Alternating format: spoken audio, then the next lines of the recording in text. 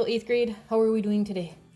I'm going to be showing you guys how to draw to 2-point perspective. So, for those of you that have had me 3rd quarter already, this is going to be a review for you. For those of you that I hopefully have 4th quarter, this is brand spanking new, but similar to what you did as a 7th grader. So, if you're curious and you want to see my 7th grade tutorial, that'll be on YouTube too, and you can always watch that.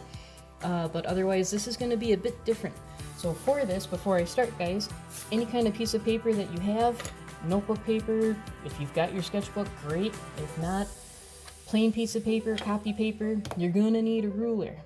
So, or a straight edge or something. Sometimes measurements will help out for this, and sometimes it's not necessary. So again, ruler is best because it works and moves around better. Eraser, pencils, sharpener. Okay, so we're going to start with 2 vanishing points because my paper is a bit bigger and I want to make sure that you guys can see what I'm doing with my ruler. I'm just shrinking it up to about a foot, give or take. If you're using notebook paper or copy paper, it's probably smaller than the drawing pad that I have here. This is about like a, I don't know, 11 by 17. So if you've got something like that and you want to go bigger, you can use something like a yardstick. But if not, ruler's going to be just fine. Now, you can draw these lines a little bit lighter than what I'm doing. Again, I'm drawing them a little bit heavier in hopes that you can see what I'm doing. Trying a little bit different location. I'm seeing what it does. This is all new, so I like experimenting. We'll figure this stuff out. So we're going to start with 4 lines. So 2 vanishing points and 4 diagonal lines. This has the biggest space. So if we had to number these, you don't have to do that on yours if you don't want to, but you can if it helps. But between line 2 and 3, you're going to have the biggest space. Between line 3 and 4, your space is going to get a little skinnier.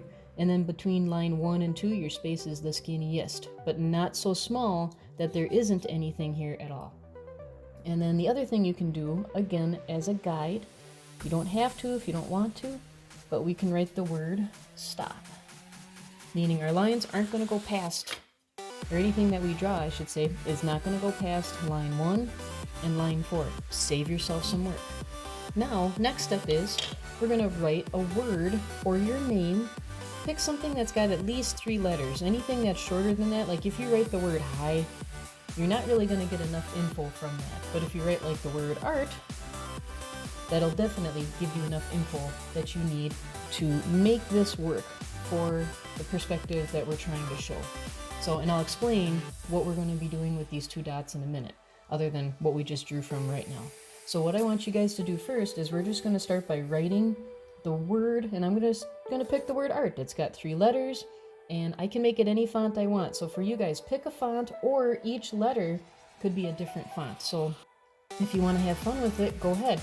I'm going to keep them all uppercase. So the top of my letter and the bottom of my letter, for all 3 letters in the word art, they're going to touch between lines 2 and 3. I'm not going to stop them short, and I'm not going to go past. So that's what I'm going to start with.